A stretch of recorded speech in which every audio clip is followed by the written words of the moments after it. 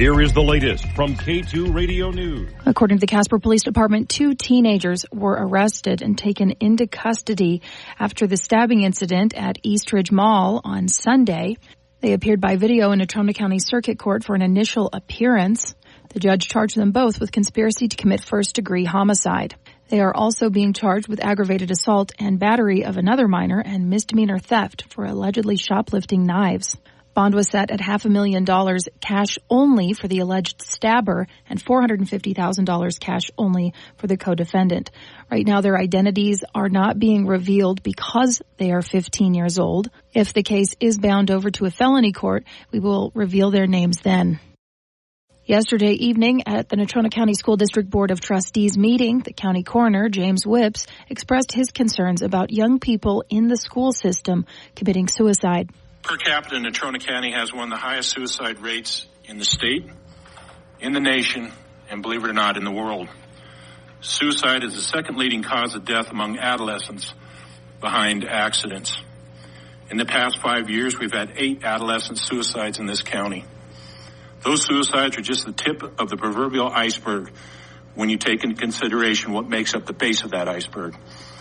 Every suicide comes through my office and is investigated. I find that almost always, especially when I'm looking at the history of dissidents in their 20s and 30s, there were suicidal indicators and ideations and attempts that began in adolescence. When you take into consideration the suicidal ideation and attempt calls and reports that go through dispatch, 988, safe to tell, facilities, parents, physicians, and counselors, and I can't emphasize this enough, not just occasionally, daily, 24/7, 365, our kids are screaming for help. Whips urged the board to take a top-down approach through policy and implementing programs in the schools, such as Sources of Strength, which is a broader-based proven program of resiliency. He also wants the board to be transparent with parents and the community about what it is doing to make progress.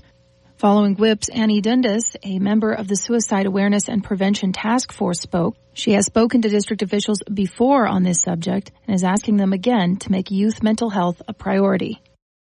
After a 96-day ski season, city officials have announced that Hogadon ski area is officially closed for the season, citing a mechanical problem with Prospector chairlift.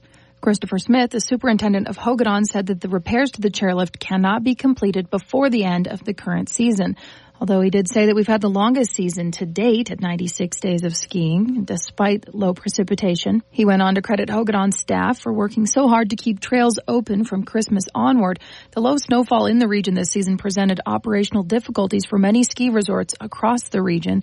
They had to overcome the low snowfall by leveraging innovative snowmaking technologies. The city is currently addressing the chairlift repair and working to implement ticket purchasing and communication technology enhancements for next season. Smith says that he's looking forward to next season and very optimistic. The work they are doing during this off-season will improve the patron experience at Hogadon Basin for Casper residents and visitors next season. Cheyenne police have released body cam footage of the arrest of Yaziel Ghana on Friday night. They stopped a vehicle at 11:30 p.m. in which Ghana was riding. They say he at first provided a false identity. When they learned his true identity, police found that he had outstanding warrants for domestic battery and a probation violation.